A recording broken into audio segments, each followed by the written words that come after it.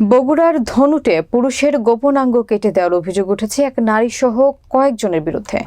জানা যায় দুজনের বাড়ি পাশাপাশি হওয়ায় তাদের মধ্যে সুসম্পর্ক ছিল। বৃহস্পতিবার আনুমানিক রাত 11টার দিকে এ ঘটনা ঘটে। পরে স্থানীয়রা তাকে উদ্ধার করে বগুড়ার শহীদ জিয়াউর রহমান মেডিকেল কলেজ হাসপাতালে ভর্তি করে। এ ঘটনায় আহত শাহিনের শ্যালক বাদী হয়ে ধুনট থানায় অভিযোগ করেছেন। বগুড়া থেকে আব্দুল মমিনের পাঠানো প্রতিবেদনে থাকছে বিস্তারিত। ২,০০০ টাকা ধার নিয়ে দ্বন্দ্বে প্রতিবেশী শাহিন নামের এক ব্যক্তির পুরুষাঙ্গ কেটে ফেলার অভিযোগ উঠেছে শাহিদা নামে এক নারী সহ কয়েকজনের বিরুদ্ধে।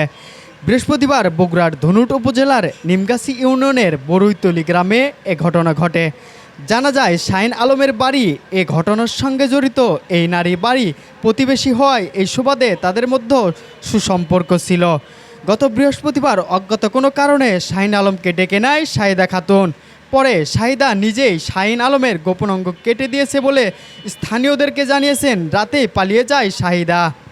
মানে ঘরের মধ্যে নিজেরাই মানে গল্প সল্প করেছি, এর মধ্যেই বিকাট একটা শব্দ হলো, হাওয়া শব্দ।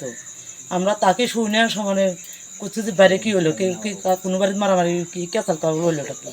আমরা ভাবছি যে আমার ভাইস্তায় মানে কেঁচাল হচ্ছে। তারপর এখন চোরাচ্ছে কয় সে একটা হয়েছে।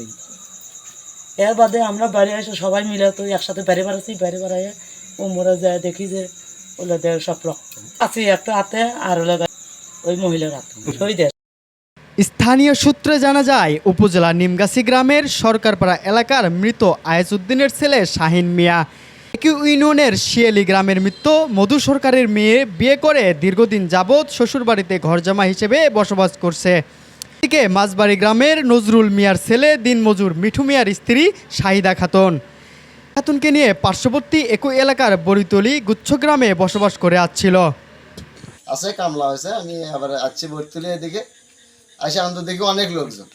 তখন কি হয়েছে কয় যে এরকম শাইনে লিঙ্গ কাটে দিছে, তো সেজন্য তো পরে গেলাম ওখানে যে আনতে দেখি হ্যাঁ ওর বারান্দায় অনেক রক্ত পড়ে আছে। আর শুনলাম যে শাইনেক মেডিকেল নিছে।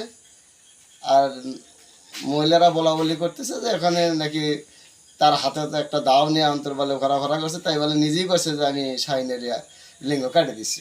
11টা সাড়ে 11টার দিকে আমার বোন আমাকে চিল্লে করে কান্দাকাটি করে ডাক দেয় যে ভাই উঠো তো। তাই আমি উঠলাম, করছে যে ও শাহিনে কারাবান মারছে না কি করছে, রক্ত দিয়ে বাইরে বান হয়ে গেছে, মরে যাচ্ছে, ভাই তুমি তাড়াতাড়ি উঠো। তাই আমি উঠে আসলাম, এসে দেখি যে ঘরের মধ্যে এগুলো রক্ত দিয়ে একদম বান হয়ে আছে, ও চিত্তরাটি পরে আছে। পরে খুলে দেখি যে একবারে কাটছে, সামান্য একটু বাজে আছে। থাকার পর অনেকক্ষণ এগুলো দেখে টেকে আমি ওই একটু ইয়ারটা দিয়ে রক্তটা বন্ধ করার ব্যবস্থা করলাম। করে পরে আমার ভাগ্নে আবার বাইরে বরতুলি গেলাম। বরতুলি যা দেখি যে ওই মহিলা এই মোড়ে একদল ওই মোড়ে একদল খাড়া আছে। মহিলা দেখি যে একটা রামদাও নিয়ে ঘুরে বেড়াচ্ছে। তো করছে যে আমি শাহিনের লিঙ্গ কাটিয়ে দিছি। এই পর্যন্তই আমার দেখা, বা ওখানে আরও মানুষের জিজ্ঞাসা করতে সামনেই একই কথা, এই কথাটুকুই আমি পাইছি। ওই মহিলারা বলতেছে যে আমাকে এসে অজবি এসে ধরছে, জড়াজড়ি করছে, না ভাই আমি কাটিয়ে দিছি। শাহিন আলমের বৈবাহিক সম্পর্কীয় বড় ভাই রিপন মিয়া জানান, শাহিদা খাতুন ঠিক কী কারণে আমার বোন জামাইকে মেরেছে এ সম্পর্কে আমি অবগত না। ঘটনার দিন রাতে আমার বোন জামাই আমাকে জানায় অন্তত 5-6 জন তাকে সাথে আটকিয়ে জোর করে গোপনাঙ্গ চাকু দিয়ে ফেঁসিয়ে কেটে দেয়। এক পর্যায়ে আমার বোন জামাই প্রাণ বাঁচাতে দৌড়ে পালিয়ে আসে। খবর পেয়ে ঘটনাস্থলে গিয়ে ধারালো দেশীয় অস্ত্র হাতে দেখতে পায় শাহিদা খাতুনকে। বাঁচানোর তাগিদে দ্রুত ঘটনাস্থল ত্যাগ করে চিকিৎসার জন্য বগুড়ার শহীদ জিয়াউর রহমান মেডিকেল কলেজ হাসপাতালে ভর্তি করি। এ ঘটনায় পরের দিন শুক্রবার আমি বাদী হয়ে বগুড়ার ধনুট উপজেলায় লিখিত অভিযোগ দায়ের করি। আমি ওনার ওয়াইফ হই। আমার স্বামী গতকাল রাত্রে হঠাৎ করে দুইজনে ভাত খায় রাতে। তারপরে ওনার ছটফট লাগে, বরতুলি বাজারের উপরে দোকানের সামনে বসে থাকার পর ওই মহিলা হঠাৎ করে এসে ওনাকে ডেকে নিয়ে যায় যে আমার ঘরের লাইট অফ হয়ে গেছে, বন্ধ হয়ে গেছে, ভাই চালু হচ্ছে না, একটু লাইটটা ঠিক করে দেন সুইচটা। তাই করে ডেকে নিয়ে তারপরে উনি যে আইনের মধ্যে ঘরের মধ্যে এত লোক ফিট করে দিচ্ছে, আমার স্বামী একটুও বুঝতে পারেনি। তারপর আমার স্বামী যখন ভিতরে ঢুকে গেল, সবাই মিলে ধরলো, হাত চেপে ধরে খামের সাথে মুরুন বেঁধে ওই মেয়ে চাকু একের পর এক চাকু মারছে।